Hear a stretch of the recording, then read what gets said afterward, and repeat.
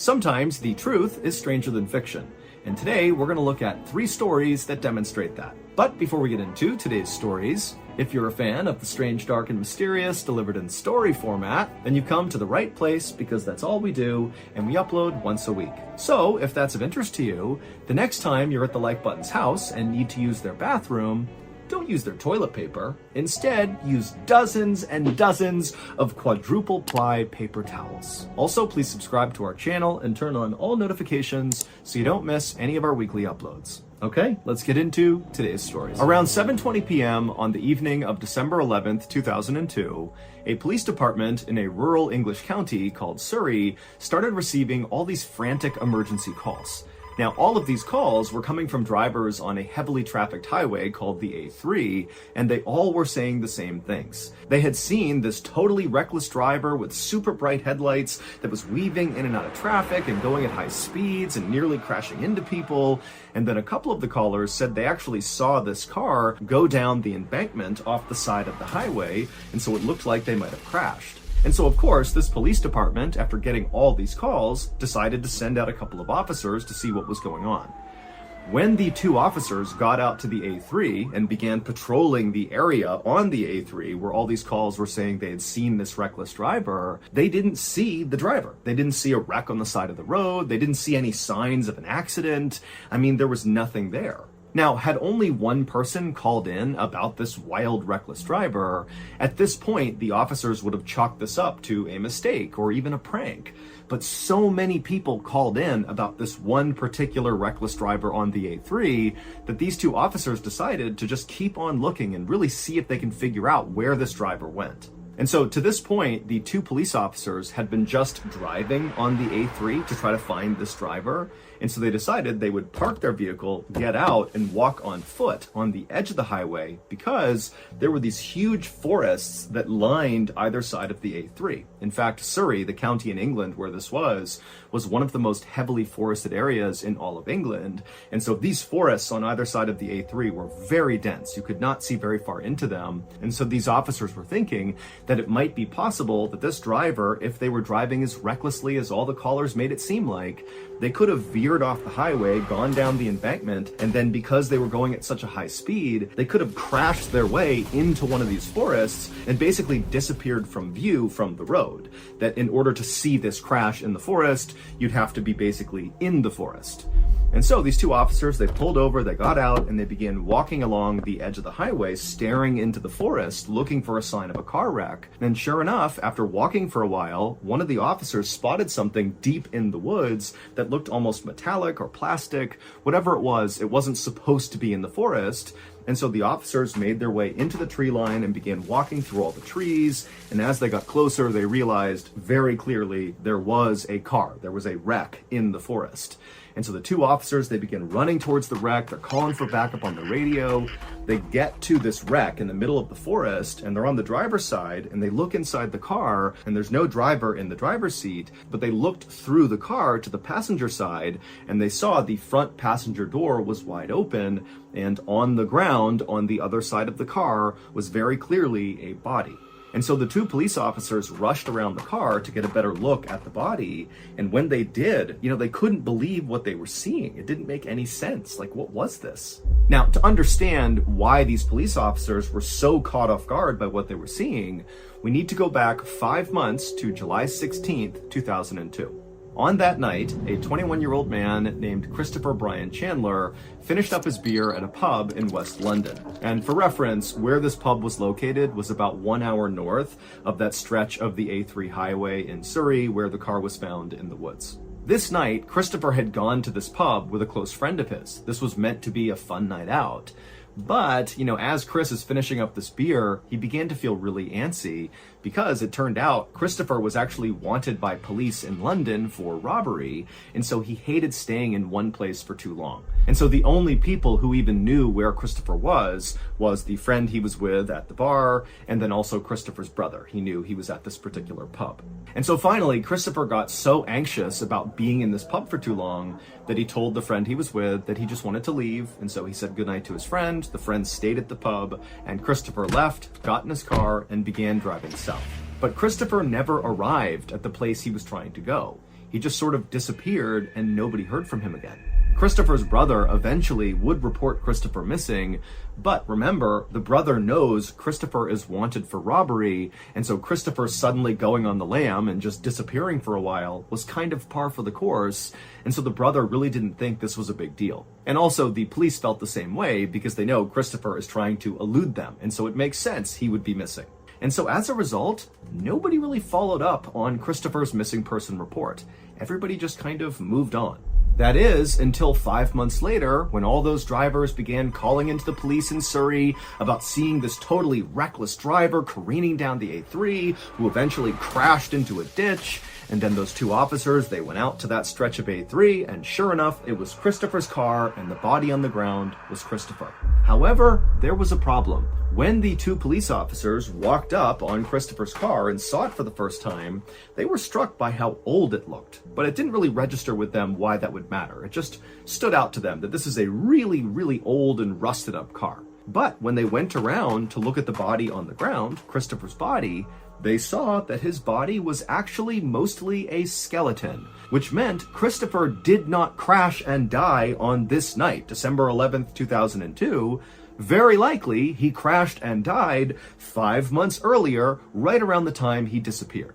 Now, the Surrey police, they say that this was all just one big coincidence, that the reckless driver that all these drivers were reporting that night on the A3 must have not crashed and actually just kind of got away, and then just by coincidence, when the police were searching that area of the A3 for the reckless driver, they happened upon Chris and his car.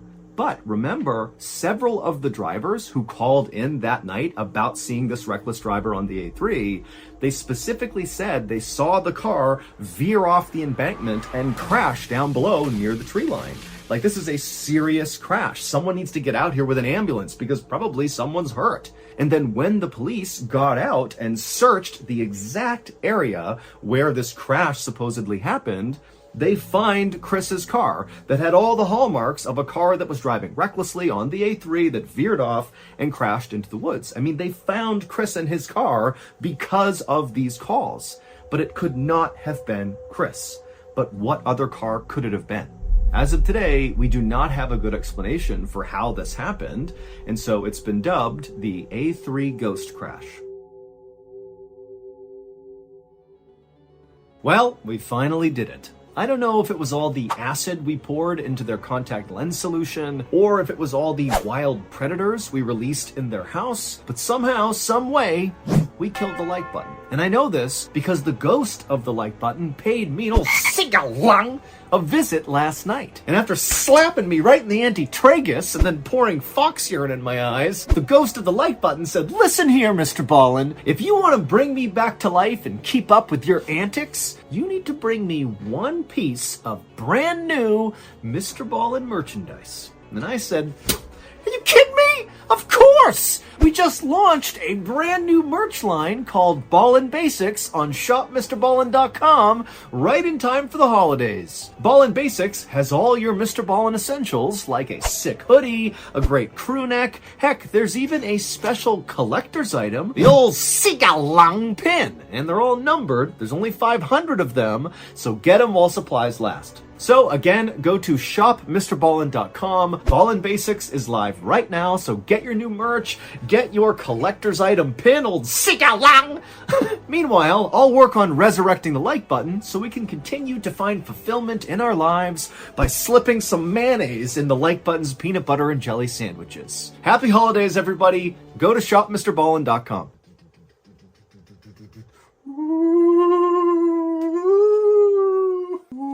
Mr. Ballen.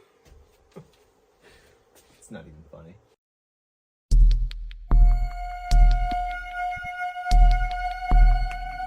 On the morning of August 2nd, 2017, two men sat together laughing inside of a bar in a tiny village in northern France. The men were named Lucien Perrault and Olivier Boudin, and even though there was a massive age difference between them, Lucien was 69 years old and Olivier was 38 years old, the two were totally inseparable, to the point where the people in the village referred to them as father and son.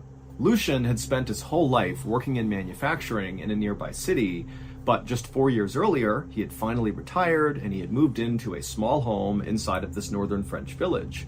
But when he had first moved into this new home, he had been very lonely and sad. Lucien was divorced, he struggled with alcohol, and he had had a really tough life, and he just wasn't doing well. But when he met Olivier, his whole life turned around. When the two met, Olivier also was kind of like a down on his luck guy. He was struggling with some health issues that made it hard to work, and so for years he had been bouncing between the nearby city and this village in northern France looking for work, somewhat unsuccessfully. And so when these two happened to connect, it's like they bonded over having kind of difficult lives. And for Lucien, what really mattered to him was Olivier, despite being so much younger than him, did not treat Lucien like he was this dried up, worthless old man. He treated Lucien like a peer. And so together, these two very unlikely best friends began kind of orchestrating their lives around the other. And before long, it was like their lives had all this new structure and routine and meaning to them, because again, the two men got to be together basically all day long. So, on this particular morning, as Olivier and Lucien were together at this bar, they began talking about what they wanted to do that night. And they settled on having a barbecue at Lucien's house. Lucien would cook up some beef and they would sit out on his back garden patio and just spend the night together. It sounded like a wonderful plan. And in fact, the bartender would say that when Olivier and Lucien finally left the bar that day, that he recalled overhearing them being so excited about this particular barbecue. And so that evening, Olivier and Lucien arrived at Lucien's house and they went out to the back patio where Lucien had already draped a nice tablecloth over this small round table. It was a red and white checkered patterned tablecloth, and on this table was an open bottle of wine and some cheese and a baguette. And so Olivier, he sat down and began enjoying some wine and bread, and Lucien walked over to the grill and began cooking up the beef. Lucien had a neighbor. We're going to call her Marie because we don't actually know her real name. And Marie's second floor window overlooked Lucien's garden patio where the two men were having this cookout. And so that night, Marie did glance out and saw the two men kind of listening to music and goofing around. And she was used to them spending lots of time together. And she was also used to them staying up late at night. And so she figured, tonight's going to be another one of those nights where these guys are up late, having wine, celebrating, whatever. She was just going to shut the window and try to ignore the noise coming in and just let them do their thing. And so eventually Marie would do that. She would go to bed to the sound of music coming from next door and the sound of men talking. And then the next morning, when Marie got up around 6 a.m., she looked out that window again and frankly was not that shocked at what she saw. Lucien was still just sitting at the table, looking like he could be eating some bread or still drinking wine, and Olivier had clearly passed out on the ground. Now, Marie didn't judge. She knew these two liked to stay up late and drink and do stuff like this, and so she thought, you know what? None of my business. Then at 9 a.m., so 3 hours after Marie had first woken up, she left her house to go to another neighbor's house to feed their chickens while they were away for the day. As she passed by Lucien's house, she glanced into his back garden patio, and she saw Lucien was still just sitting at the table, and Olivier was still passed out on the ground. It was like they hadn't moved for 3 hours. But again, Marie's thinking, none of my business. And so she just kept on going, went to her neighbor's house and fed the chickens. But when Marie came back to her house 3 hours later around noon, she looked again into Lucien's backyard and she saw the two men still had not moved. Lucien is sitting at the table and Olivier is laying on the ground. And suddenly Marie's thinking, wait a minute, the sun is high in the sky right now. These guys aren't moving. They're going to get heat stroke. We got to do something about this. And so she yelled out to Olivier and Lucien, but she got no response. And so Marie just walked into Lucien's backyard, and as she got closer and closer to the two men, she realized that they were not moving at all. Like they were not breathing. Something was horribly wrong here. And so Marie, she just turned and ran to another neighbor's house. She told them what was going on, and they got these big pots of water, and they ran back and doused Olivier and Lucien with water, trying to get them to snap out of their drunken stupor. But the two men did not move at all when the water hit them. Clearly, they were dead. The next day, the local prosecutor announced there was going to be an investigation into the two men's deaths, which were being classified as criminal acts. And the prosecutor also said that it seemed like Lucien and Olivier died at the same time, and so most likely this was either a double homicide or a murder-suicide, and the primary theory as to what killed the two men was poison put in their food. And so police sent off the canned beans the two men were eating to this institution in Paris to test it for something called botulism, which is a deadly toxin that will grow inside of canned foods, but it came back negative. And then also police sent off the rest of the food the two men were eating to various other laboratories to be tested for poisons. And again, all of it came back negative. There was nothing that the police could detect in any of the food they ate. And so police were kind of confused for a minute, but then the autopsies came back for Olivier and Lucien, and everything changed. Lucien and Olivier were not murdered. This was not a murder-suicide. They didn't die from botulism or from some poison in their food. They died because of a set of very particular circumstances. Both Lucien and Olivier suffered from non-fatal minor medical issues. Lucien had bad dental health and so was missing a couple of teeth, and Olivier was suffering from a heart condition called cardiomegaly, which means his heart was slightly enlarged and somewhat fragile. However, his condition was totally being monitored by doctors and was under control. But just for a second, on the night of August 2nd, 2017, when Lucien and Olivier were having that cookout in Lucien's backyard, their non-fatal minor medical issues suddenly became a really, really big deal. Lucien cooked up a big plate of beef rib. Now, beef rib can be difficult to chew even when you have all your teeth and take your time, but Lucien was missing teeth and he loved this beef rib so much he was wolfing it down really quickly, and so he wasn't chewing it enough, and at some point he swallowed a particularly big unchewed bite and he began to choke. And when that happened, his best buddy, Olivier, sitting across from him, he stood up to try to help his friend who's basically dying right in front of him.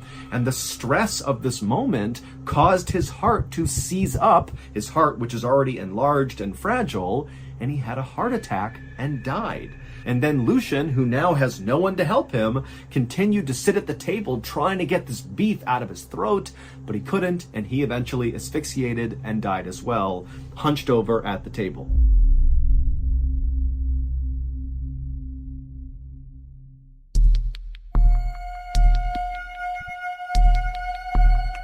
A little after 7 a.m. on the morning of April 15th, 2007, three men launched a 35-foot white catamaran called the Caz 2 from a marina in northeastern Australia, kicking off what was supposed to be the trip of a lifetime. The captain of the Caz 2 was 56-year-old Des Batten, and for months he'd been training for this trip. And the two friends that Des was bringing with him on this trip were Jim Tunstead, who was 63 years old, and Jim's brother, Peter Tunstead, who was 69 years old. All three of the men had spent a lot of time plotting their actual course they'd be going on, which was from this marina on the northeastern side of Australia, up and around the north side, and then down the western coast to Perth, which was their final destination and where all three men lived. In total, this trip was supposed to take 8 weeks, and all three men were absolutely giddy with excitement at the prospect of spending an entire 2 months basically just drinking beers and fishing. Now, Des, Jim, and Peter were not the types to blow off responsibility to go party. I mean, they were devoted family men. All of them had been married for 30 plus years. Des had 2 kids, Jim had 4 kids, and Peter had 5 kids. But they were all either retired or nearing retirement, and this trip was going to be kind of a way to celebrate the end of an era. And while all three of them had gone on other big sailing trips, this one easily was the biggest one in terms of the distance they were covering and how much prep went into it and how expensive it was. I mean, this was like 10x the scope and scale of any other sailing trip they had done. And so, on April 15th, 2007, shortly after the three men had launched their boat and kicked off this big trip, Peter's wife would call him just to see how it was going. And she would say, Peter was in great spirits, and she could hear the other 2 men laughing in the background, and it sounded like they were about to start fishing and maybe have a couple of beers. And so it seemed very much to Peter's wife like this trip was going as well as it could be so far. And so eventually, Peter told his wife that he had to go, he told her he loved her, and then they hung up. Now, Des, who was the captain of the Caz 2, was adamant about safety being the top concern for this trip. Even though all three men were relatively healthy and had a lot of sailing experience, and even though Des was a member of a volunteer marine rescue group and so literally could be called on to go perform rescues at sea, despite all this experience and know-how, before they kicked off this trip, Des made Jim and Peter go through all these man overboard drills on the Cas-2 to make sure they knew how to do it if for some reason, an emergency arose out at sea. And so the men got really comfortable using all the life-saving equipment and going over all the procedures.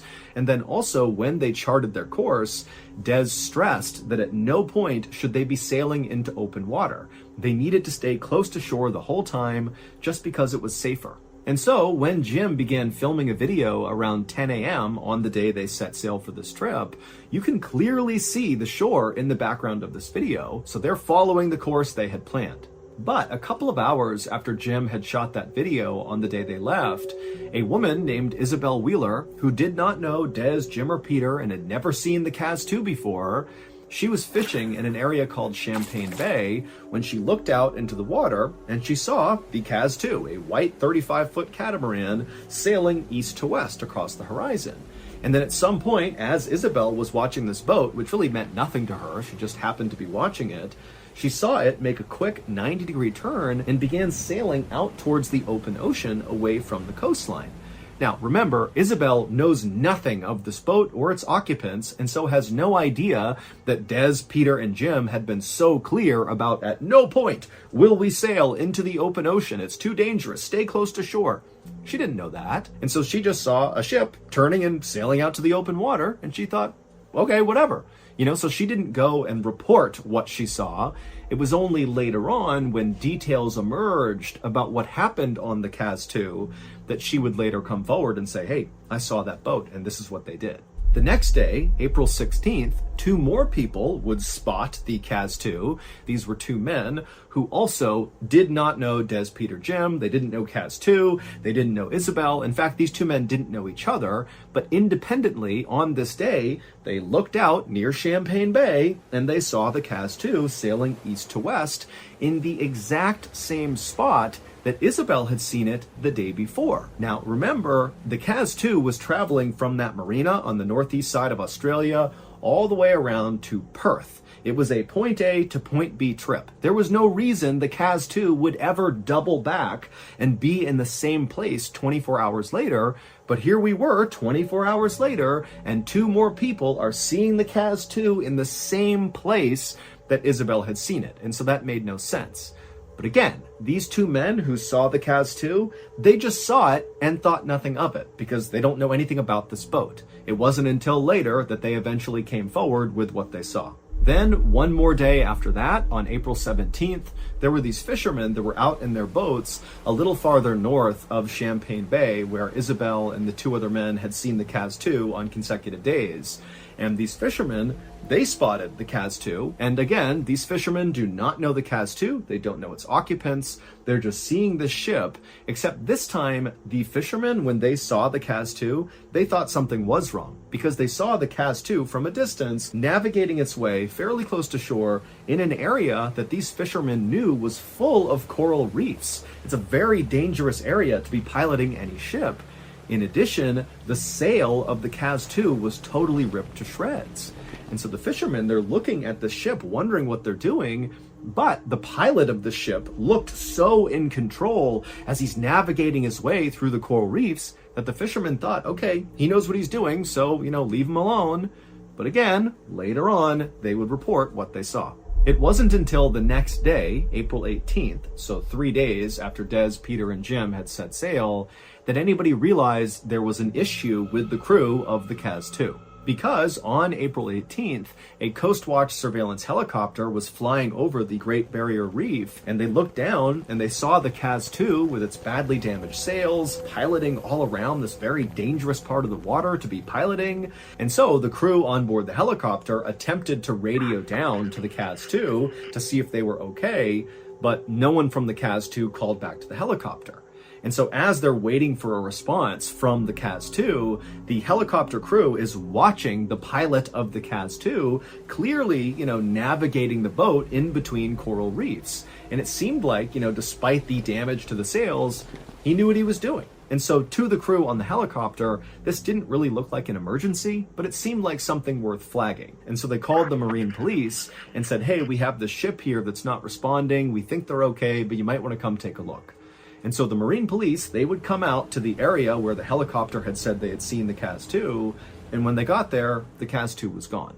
At this point, the Marine police got some information about the boat, CAS-2, and discovered who owned the boat and who was on this trip, so Des, Peter, and Jim, and the police would get in touch with all of their families, and they would all tell police that besides Peter's wife, who talked to Peter on that morning they left, no one had heard from any of the men. They had gone totally silent since that first day. And so when police heard this, they knew this had to be some kind of emergency, and so a search was launched to find the CAS-2. And 48 hours later, a rescue helicopter that was part of the search was about 80 or so miles off the northeastern coast of Australia when they looked down and they spotted the CAS-2. And it still had all torn up sails, and it was kind of spinning listlessly in the water, and from the helicopter, they couldn't see anybody on board the ship. It was totally vacant on the deck. Now, at this point, authorities really have no idea what's going on with this boat or its occupants. It was possible that maybe they had been hijacked, and so Des, Peter, and Jim could be held hostage down below, along with the people that took them hostage. Or maybe the boat just got stolen, and Des, Peter, and Jim are not on this boat, and that it's just the criminals on board, and again, they're down below, hidden from view. So authorities, they don't know, but they decided to take a risk and just send somebody down to get on that boat and just see what was going on. So a rescue officer on board the rescue helicopter named Corey Benson was lowered by a rope where he was dropped into the water, and then Corey swam by himself over to the CAS-2 and he climbed up the side of the boat and he stepped onto the deck, and right away he noticed it was kind of like eerily quiet on board the boat. There was nobody he could see, and there was no sign of any disturbance, minus the sails of the ship being all tattered. And for a second, Corey thought about maybe calling out for Des, Peter, and Jim to see if they were down below and could come up and solve this mystery. But then he also worried that if he called out, there could be some bad people on board this boat, and he didn't want to draw their attention. And so Corey was quiet and just began walking towards the front of the boat. And as he did, he began to notice signs that people must have recently been on board this boat doing normal things. Like, for example, there was a fishing rod that was cast out into the water that was anchored to a post on the side of the boat that looked like it had just been operated minutes ago. There was a blue mug of coffee that was just sitting on a table that looked like maybe someone had been drinking from it recently. There was a neatly folded t-shirt on another chair with a set of glasses on them. I mean, there was just all these kind of tells that this was a boat that was being used recently. And when Corey actually got to the front of the boat where the captain would stand, he saw the engine was actually still on. It was idling. And so Corey turned it off. Now, at this point, Corey knew his next step was going down the stairs and opening up the door that led into the cabin down below to see if Des, Peter, and Jim were down there. But he also knew when he went down there, despite there being backup up in the helicopter and more people making their way out here, Corey would be all alone if there were criminals or bad people down there.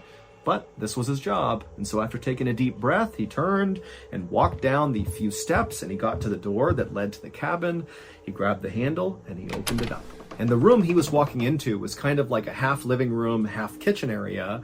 And he saw there was this table, and on it was a newspaper that was dated April 15th, so the day the CAS set sail. And then on the wall behind the newspaper was a calendar where days had been marked off all the way through April 14th. April 15th was not marked off. But also nearby on a table was a computer that was still plugged in and on and looked very much like someone had just been using it. And also there were plates of food that were out that didn't look that old that also seemed like people must have just been eating from them. And then also Corey could see past this common area into the bedroom, and very obviously the bunks inside of there had been slept in. And so basically everything seemed like it was where it should be. There was just one problem. Des, Peter, and Jim were not on this ship. There was no sign of where they were. They were just gone. And there was nobody else on board the ship. It was just completely abandoned with no sign of what happened. Des, Jim, and Peter were never found. And so we have no idea what actually happened to them. nor do we have any idea why they were seen by Isabel and the two men and the fishermen doing all these weird things, like randomly piloting out towards open water, which totally went against their plan, which was stay close to shore, be safe. Or, why on that second day they were seen in the same spot near Champagne Bay, indicating they had doubled back after going towards open water. That went against their plan, which was point A to point B. Why are they doubling back around? And so unfortunately, this whole thing is just one big mystery that has yet to be solved.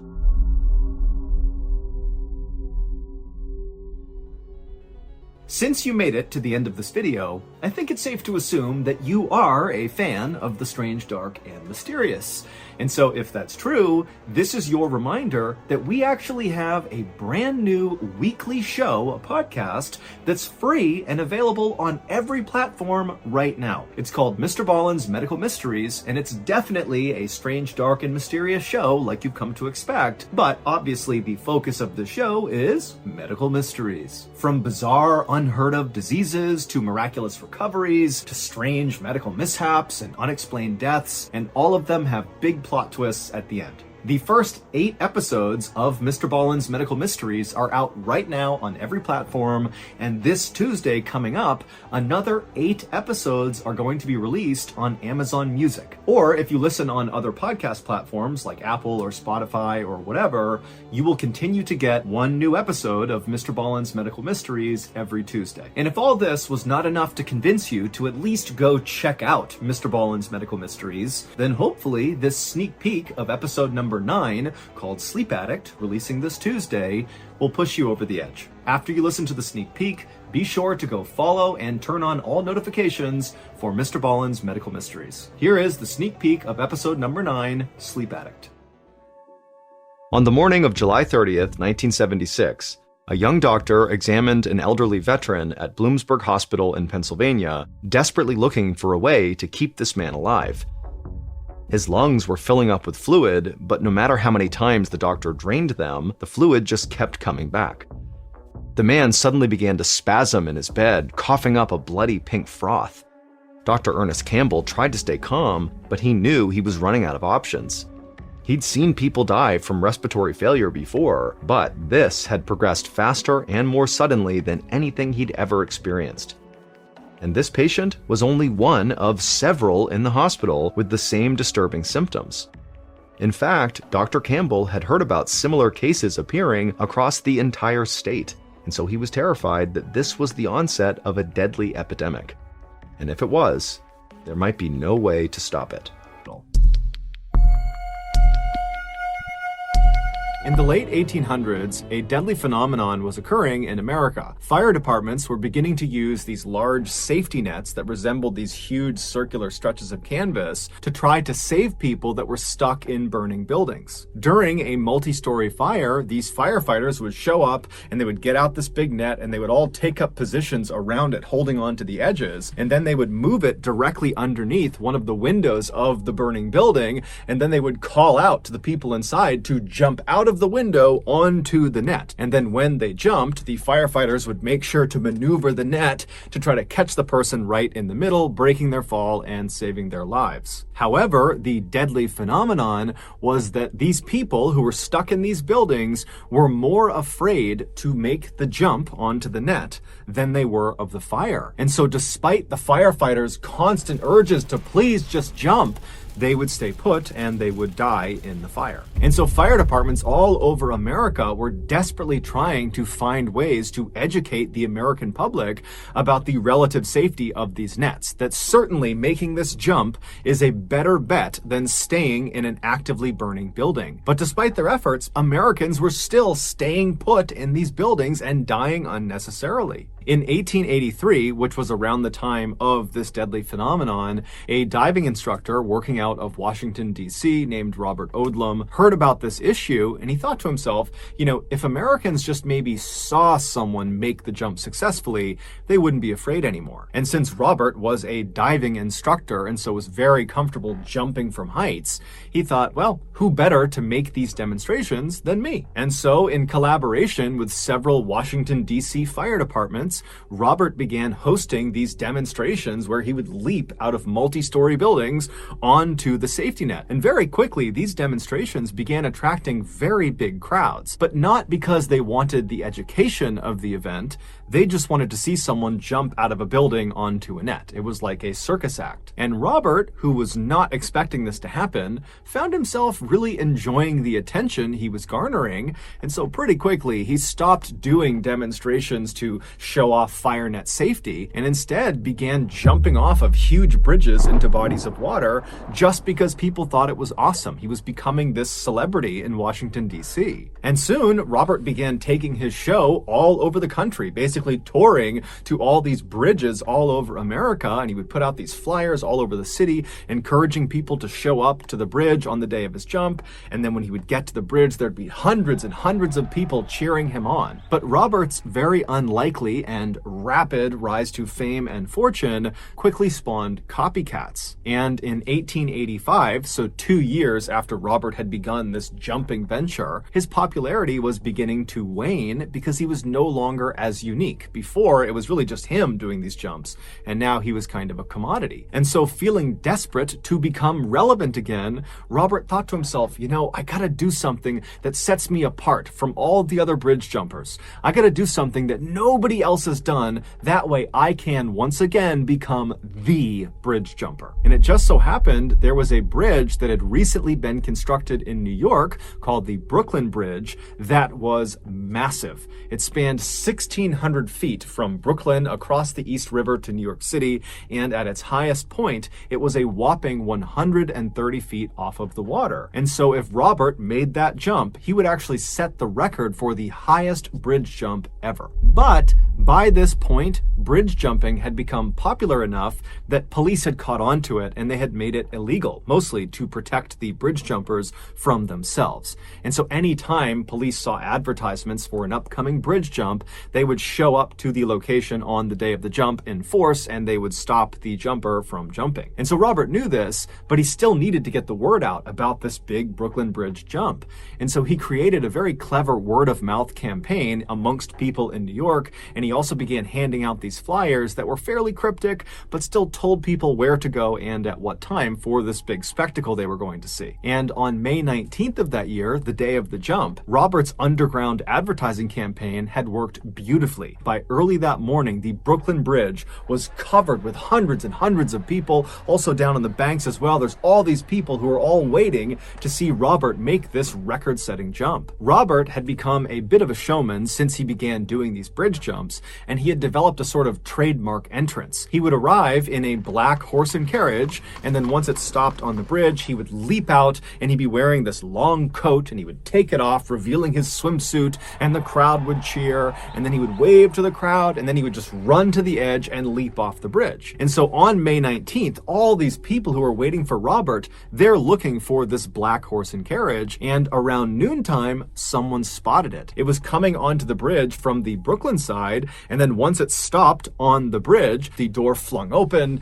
and Robert leapt out in his big coat. He ripped his coat off, revealing his swimsuit. The crowd was going wild. Everyone was so pumped about this. He's waving and getting ready, and he starts running to the railing to make this jump, and before he jumps, the police swarm him and arrest him. The police were not dumb. They had caught on to this underground advertising campaign, and so like everyone else, they were out in force on this bridge. There were all these officers everywhere, and so as soon as they saw this carriage, they immediately rushed over, intercepted it, and they stopped him. And so as they're arresting Robert, the crowd is starting to boo, and they're chanting, "Let him jump! Let him jump!" And the police, who are all kind of gathered on the Brooklyn side of the bridge, they're telling people to start to disperse, and as they're doing this, something incredible happens. On the far other side of the bridge, on the New York side of the bridge, another black horse and carriage had just come to a stop on the bridge. The doors had flung open, and a man had jumped out wearing a long coat. He had ripped it off, revealing a swimsuit, and the crowd went wild. It was the real Robert Odlum. The man the police had arrested was actually an actor that Robert had paid to pretend to be him. Robert had told him to show up up at a particular time and make the typical entrance that he would in order to suck all the police to that side of the bridge. And then while that was happening, Robert would show up and have enough time and space to make the jump. And his plan had worked perfectly. And so the police who are on the Brooklyn side, they see this happening and they realize there's no way they can run all the way across the bridge and stop Robert before he makes the jump. And so, like everyone else, they just kind of walked to the railing and they watched. And so the real Robert, after revealing his swimsuit, he waved to the crowd, he's smiling, everyone's going crazy, and he runs over to the railing, he climbs onto the other side, and he's looking out over the water, and he gives one more wave to everyone down below in boats and on the banks and on the sides of the bridge, and everyone's going crazy, and then he jumps.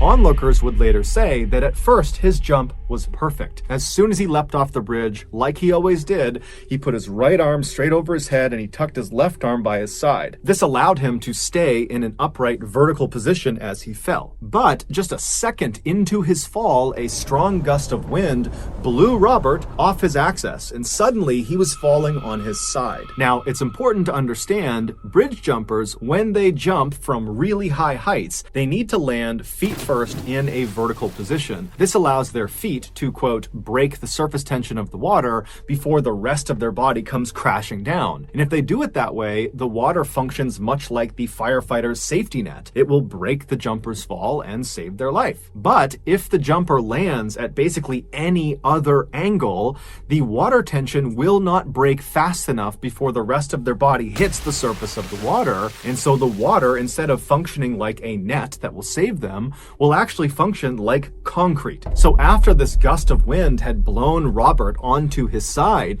he began flailing in midair to try to get himself back to his upright vertical position, but he couldn't do it in time, and so he slammed into the water directly on his right side. And when the crowd saw this, they figured something was wrong, but they didn't really know, and so everyone just kind of gasped and waited to see what would happen next. And they're looking, and then finally Robert emerges from the deep, except he's face down and he's motionless. And so some of Robert's friends who were on a boat below, they leapt into the water, they swam over to Robert, they pulled him back to the boat, they got him up on the deck, and when they looked at him, he looked awful. There was blood coming out of his mouth, he was barely conscious, and he would just say to them, "Did I make a good jump?" And then he would die. An autopsy would reveal that Robert's impact with the surface of the water had basically obliterated all of his insides. Amongst other things, his liver, his spleen, and both his kidneys had ruptured, and all of the ribs on his right side were broken. A year later, another bridge jumper named Larry Donovan would make the jump off of the Brooklyn Bridge and survive,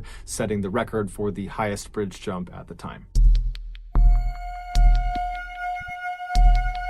In 1978, 49-year-old Georgy Markov, who was originally from Bulgaria, was living in London and working as a reporter for the British Broadcasting Company, or BBC for short. Georgy had moved to London 6 years earlier, and in the early days of him being in the UK, he would always take a cab or a bus to work.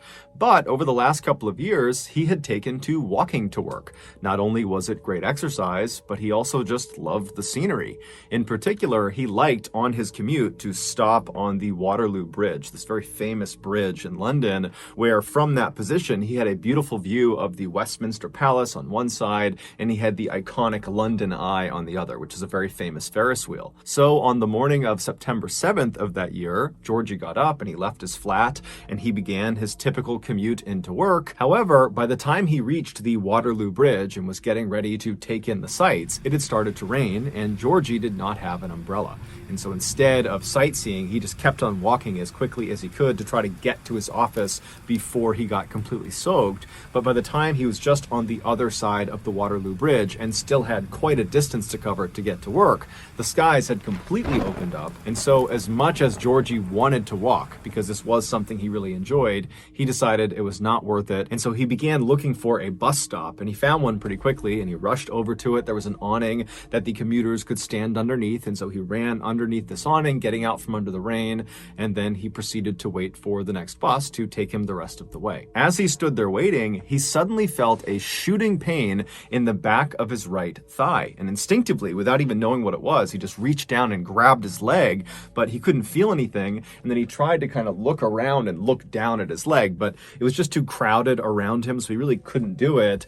And so he's standing there puzzled, still grabbing at his leg, wondering what could have caused this pain, and the only things he could could think of where, maybe someone near him had a pen or a pencil out and they accidentally poked him, or maybe it's some sort of bug that bit him, a spider or a bee or something. He didn't know, but there weren't that many scenarios that made sense to him. But before he could spend very much time dwelling on what had caused this, the bus arrived and Georgie turned around, he hopped on board, and by the time the bus pulled up in front of his office building and he had gone through the doors of the BBC, Georgie had effectively forgotten about this pain in his leg. But when he got up to his actual desk and sat down on his chair, when the underside of his thigh made contact with his chair, it sent that shooting pain into his leg, and immediately he noticed it. It was almost like he had a splinter stuck in the back of his thigh, and by pressing it down on the seat, it was driving that splinter deeper into his leg. And so Georgie stood up immediately, and he's grabbing at the back of his leg, and he's kind of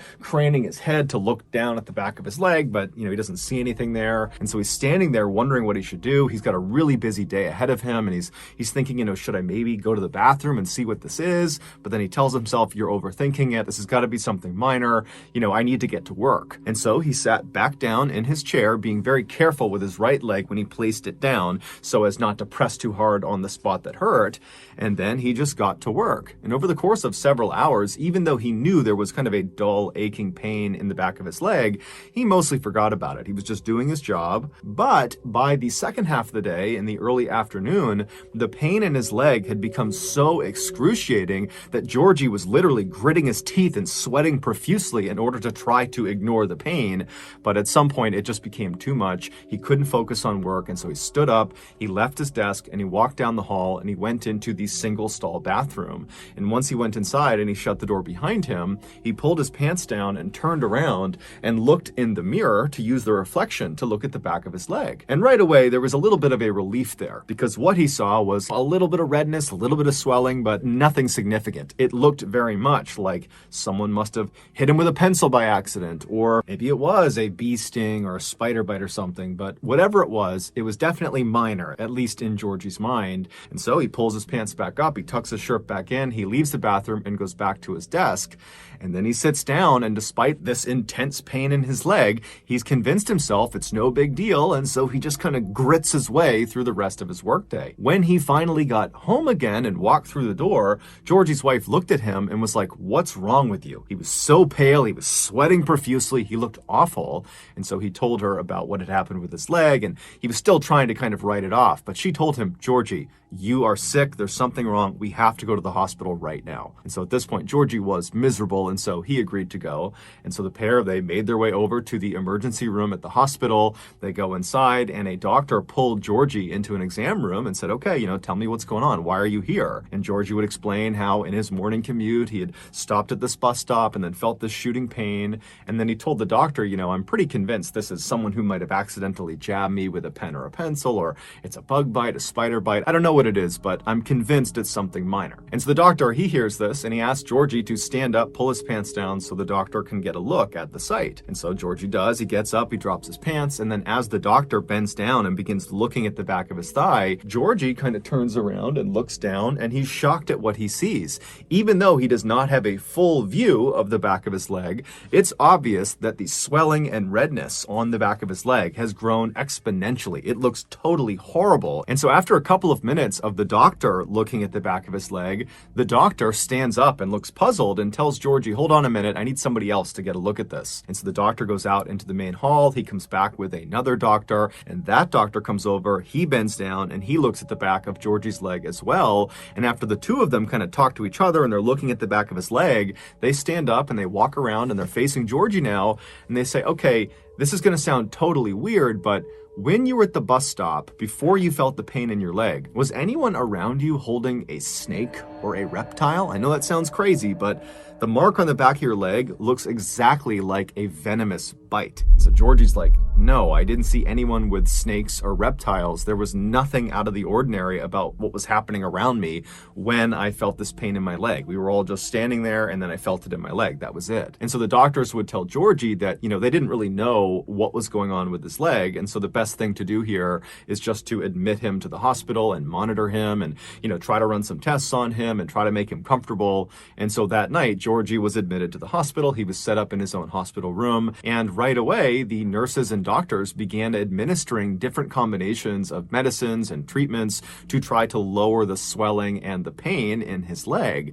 But it just seemed like nothing was working. And so all night, his condition seemed to get worse, not better. And then the next day, when he woke up, his leg was much, much worse. It was extremely swollen. It almost looked like a balloon that had been completely filled. It was very red. And Georgie himself was also beginning to lose touch with reality. He had become convinced that someone had tried to kill him, and that was why he was so sick. And this delusion of his got so extreme that he was afraid of his doctors and nurses. And so it became a big challenge trying to help him because he was effectively fighting them off. By the next day, Georgie's condition overall had become critical. He was very clearly on the brink of death, and his mind was effectively gone. But the doctors and the nurses really had no idea what was going on with him, and so there was nothing they could do to help him. And then on the last day he was in the hospital, the third day, Georgie would die. His body just shut down. Given the strangeness of Georgie's death, his body was sent for an autopsy to try to figure out what had caused that leg pain, because that seemed to be the trigger that ultimately killed him. And sure enough, during the autopsy, the coroner made a surprising discovery. Buried in the back of his right leg, right underneath the site that was where he felt the pain, was this little piece of metal. It was so small, the coroner actually almost didn't see it.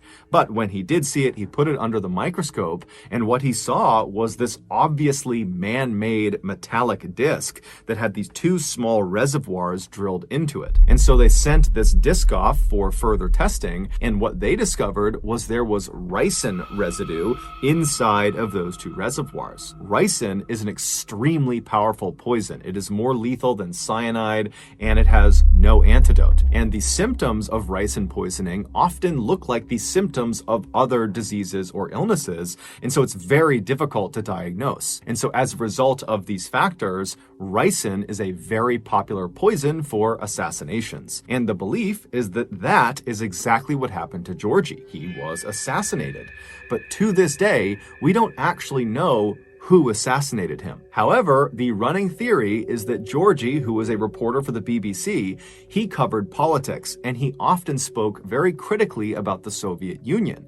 And so this theory goes that the Soviet Union's intelligence agency, known as the KGB, they assassinated Georgie for what he was writing about. Adding credence to this theory, a former KGB officer named Oleg Kalugin, who was exiled to the United States in 1991, he claimed that he oversaw the assassination program that targeted Georgy Markov. He said what they did is they put this little tiny disc, that metal disc with the ricin inside of it, they put that at the tip of an umbrella, and they made sure the disc itself was fairly sharp. And then the KGB assassin with this umbrella simply followed Georgie on his typical morning commute, and then when he stopped at that bus stop, the assassin jabbed him in the back of the leg and then faded into the crowd. According to Oleg, those little metallic discs that had the ricin inside of them, they were actually covered with a thin layer of wax, and only when this disc had been placed inside of the target's body would their body heat melt that wax layer off, exposing the poison, and then their target would die several days later, as Georgie did. However, Oleg's story, despite being as compelling as it was, didn't have any hard proof to back it up. And so to this day, there has been no one officially charged with Georgy Markov's murder.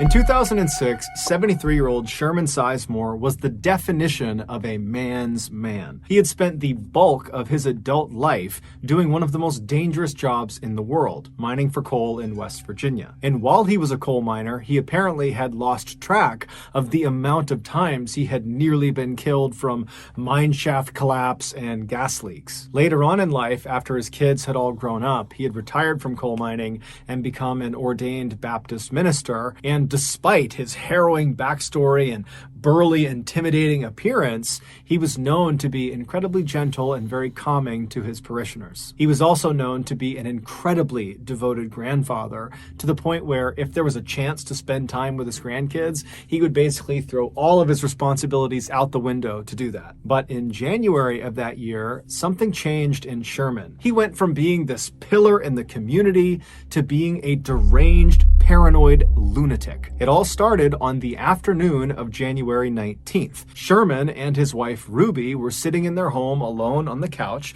just kind of doing their own things, when suddenly, out of the blue, Sherman just starts screaming as if he sees something in front of him that's terrifying him, and his scream startled Ruby so that she started screaming, and so she looks at her husband, and he's still just looking straight out ahead. He's terrified of something in front of him, and so Ruby looks from him to where he's looking, and there's nothing there. And so she turns back to her husband and she's like, "What's going on? What are you screaming for? What are you so scared of?" But Sherman wasn't able to speak. After he stopped screaming, he just continued to look straight out as if whatever had terrified him had him in this trance where he couldn't look away. And so his eyes are wide, his mouth is open, his face is going white, he's starting to sweat, and Ruby's starting to panic. She has no idea what's happening with him.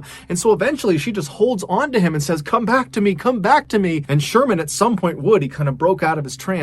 And he looked at his wife and he just says, "You can't leave me or they'll kill me." Ruby has never seen behavior like this in her husband ever. This is a completely different person she's interacting with.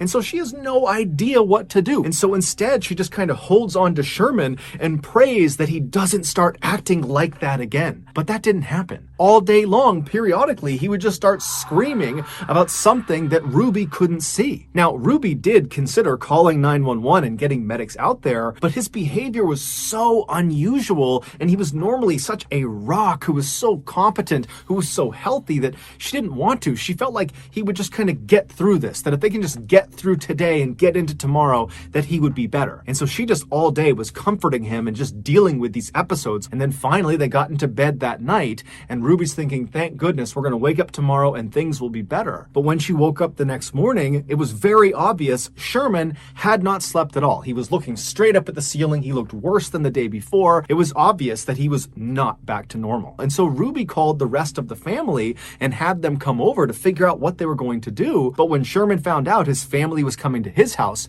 he told Ruby they can't come inside. He was afraid they and others were conspiring to bury him alive. The only person he could be around was Ruby, and his whole family had no idea what to do. Little did they know there was actually a very specific reason he was acting the way he was. A few months before January 19th, which was the day Sherman turned into this different person, a few months earlier, he began complaining of severe abdominal pains. And so he and his wife Ruby and his daughter, they went to the hospital, and the doctor, after examining him and running some tests, determined that most likely his pain was coming from his gallbladder. But the only way to be sure would be to do some exploratory surgery and literally look inside of Sherman's gut and look at his gallbladder and see if that was the problem. And so the doctor asked Sherman, "Are you prepared to do an exploratory surgery, or would you like to just kind of wait it out and see what happens with this pain?" And so Sherman talked it over with his wife and his family, and they made the decision that the pain was just too much,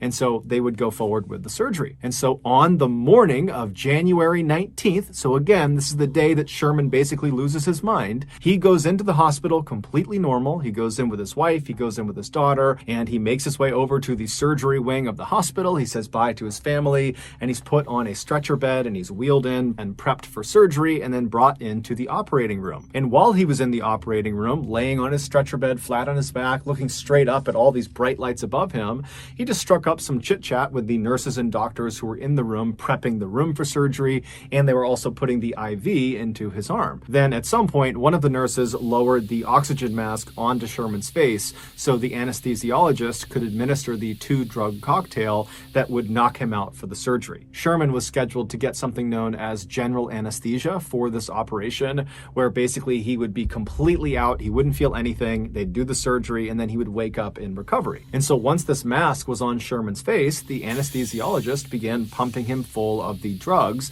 that would make him be knocked out for the surgery. However, the anesthesiologist only administered one of the two drugs necessary for general anesthesia. He administered the paralyzing drug, but he did not administer the actual anesthetic that would knock him out, and most importantly, would get rid of all of his pain. And so as this mask is on his face and Sherman believes he's being given the proper dosage of drugs, the nurse who was nearby told Sherman to go ahead and start counting backwards in his head from 10, knowing full well that Sherman would pass out before he reached 0. And Sherman knew this too. He had been in surgery before, and so he happily began counting in his head. 10, 9, 8. He started to feel something. 7, 6, 5, 4, 3, 2, 1. Boom, he was out. Except he wasn't. When he reached 0 in his head, counting down, he realized he had not passed out. He began taking mental stock of what was going on, and he realized he could completely feel his body. But when he tried to move his body, he couldn't. He was completely paralyzed. When he tried to make a sound, he couldn't because his vocal cords were also paralyzed. The only thing he could move were his eyes. He could move them left and right. However, they had taped his eyes shut, so he can't see anything. And so Sherman is thinking to himself, okay, I've been given the drugs, maybe they're slow acting. Any minute now, I'm going to drift off to sleep and this will just be a distant memory. But after a few seconds, he's hearing the doctors and nurses in the room. He can't see them, but he hears them. They seem to be moving towards doing this operation, and he's still awake. And so Sherman becomes frantic and starts flicking his eyes left and right as fast as he possibly can. And the rapid eye movement actually loosened the tape on both of his eyelids, and it created a tiny slit that he could actually look through. And what he saw terrified him. The surgeon was walking over next to him. He was getting his gloves on. And then the surgeon says, "Scalpel." And the nurse hands him this chrome metallic blade, and the surgeon takes the blade and begins cutting into Sherman's midsection. Sherman felt everything, but Sherman couldn't do anything about it. All he could do was rapidly flick his eyes left and right in hopes one of them would see that he was awake, that he was feeling this. But no one was paying attention to his face, so they didn't see his eyes moving around. And so the surgeon continued to cut into his midsection until he had cut out a fairly significantly sized hole, at which point the surgeon hands the scalpel to the nurse and says, "Clamps," at which point the nurse hands him what looks like a torture device, and the surgeon proceeds to use these clamps to pin segments of Sherman's skin that has just been cut open to his body to basically keep the hole open. And then the surgeon began tugging on the outsides of this hole in Sherman's midsection, making sure it was big enough that he could actually get a good look into his body. And every little tug is sending lightning bolts of pain into Sherman's body. But again, all he can do is flick his eyes left and right, and no one's paying attention. "Scope," the surgeon called out for, and the nurse handed him a camera that he jammed into Sherman's gut. And then the surgeon said, "Suction," and the nurse got what looked like a vacuum and pressed it inside of this open wound and began sucking out fluids from his body. The pain Sherman was experiencing is unimaginable. Every second felt like an eternity. "Forceps," the surgeon called, and the nurse handed him these metal prongs that he put inside of this hole in Sherman's body, and he used them to dislodge his gallbladder so he could get a better look at it. By this point, Sherman wanted to die. He was no longer flicking his eyes left and right. He was just looking straight out, hoping someone would finally see him. And someone did. One of the nurses standing next to the surgeon looked up at Sherman's face and saw Sherman looking back, terrified at the nurse, at which point the nurse yelled out, "Stop, he's awake, he's awake!" And the surgeon practically faints, and he looks over at the anesthesiologist and he calls him, "Get over here and fix this." And so the anesthesiologist comes running over from the side of the room. He gets up next to Sherman and begins pumping him full of painkillers. And as he's doing this, he has this moment of clarity. He remembers he didn't give him the anesthetic. And so as these new painkillers that have just been introduced begin to take their effect, Sherman's eyes go from being terrified to glazed over, and he does pass off to sleep. And so now he's out and he can't feel anything. But now the anesthesiologist and the medical team realize they have a very big problem. This patient just experienced 16 minutes of surgery and felt all of it. And at the end of it, when he wakes up, he's going to remember it, and he's probably going to file a lawsuit against the hospital. And so a decision was made. It's unclear if the anesthesiologist acted alone or if the entire team was in on this, but regardless, the anesthesiologist administered an additional drug after giving all these painkillers. This additional drug was called midazolam, but it's better known as the amnesia drug. And like its nickname implies, anyone who gets it will forget what has just happened to them. And so the idea was by giving him this amnesia drug, he won't remember the trauma he had suffered through during the surgery, and so wouldn't file a lawsuit. And so after he was given this drug, the medical team, they went back to doing the surgery, they completed it, and they got him back out to recovery. And then when Sherman woke up in recovery, He did not remember what had happened to him inside of the operating room, at least not consciously. Those horrible 16 minutes had been implanted on Sherman's subconscious. Basically, his body recognized that he had experienced extreme trauma. However, the amnesia drug wiped away the memory of how he received that trauma. So there's this big disconnect in his memory. And so when Sherman came to in the recovery room, he immediately sensed something was horribly, horribly wrong. He was scared, he was anxious, he had this incredible sense of dread, but he had no memory to tie these feelings to. And so as Sherman is sitting in recovery, he must have tried to kind of hide the way he was feeling because he didn't even remotely understand it. He had been completely happy and normal going into the surgery, and now a couple of hours later, he's a complete mess. And so he leaves the hospital that day on January 19th. He goes back to his house and he sits on the couch with his wife. And as he's sitting there, suddenly these horrible feelings he's having, they become too much. And he basically has a panic attack and he starts screaming out and he's terrified of something, but he doesn't know what it is. And then over the next couple of days, he began having these flashbacks where he would access the actual 16 minutes of torture he went through. But when he would see someone cutting into him and opening his chest up and sucking things out of it, he didn't think that happened to me and that's why I feel this way. Instead, he thought it was just this horrible nightmare that he couldn't escape from. And so his family did eventually start getting doctors and psychologists and all these people involved to figure out what was wrong with him. But before they could figure it out, the whole situation had just become too terrible for Sherman. And so on February 2nd, just 2 weeks after he came out of that surgery, he would take his own life. His family was unbelievably heartbroken. It didn't seem real that this had happened. And so they would continue to dig and figure out what went wrong.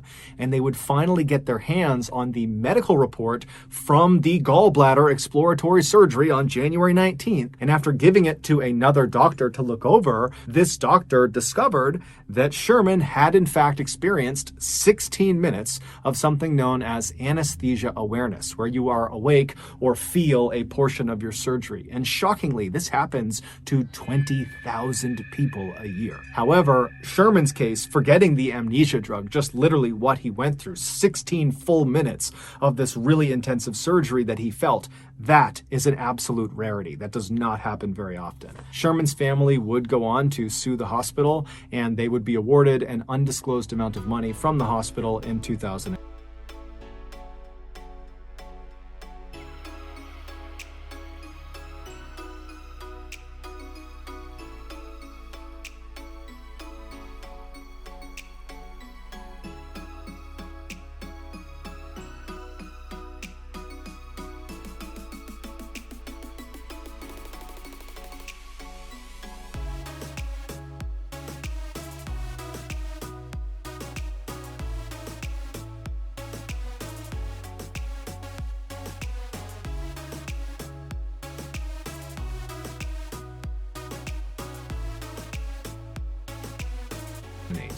So that's going to do it, guys. If you got something out of today's episode and you haven't done this already, please offer to make the like button a nice oregano grilled cheese, but instead of using oregano, use crushed up poison ivy. Also, please subscribe to our channel and turn on all notifications so you don't miss any of our weekly 1 or 2 video uploads. We now have a podcast that puts out weekly brand new stories that are only available in podcast form. It is called the Mrballen Podcast, Strange, Dark, and Mysterious Stories. You can find it on Apple, Amazon, Spotify, and everywhere else you get your podcasts. If you want to connect with me, I would encourage you to follow and then message me on any major social media platform. My username on all of them is Mrballen, and I really do read the bulk of my messages. We also have a second YouTube channel just called Mrballen Shorts, where we post random short videos and lost episodes. We have a Facebook page where we post condensed versions of the longer episodes you see on YouTube. We have a Snapchat channel just called Mrballen, where you can find even more episodes on Sundays. If you have a story suggestion, please submit it to our subreddit just called Mrballen. It's linked in the description below. So whether I see you on Instagram, Twitter, TikTok, Reddit, YouTube, Facebook, Snapchat, other YouTube channels, podcasts, whatever it is, just know that I really appreciate your support. And until next time, that's going to do it. See ya.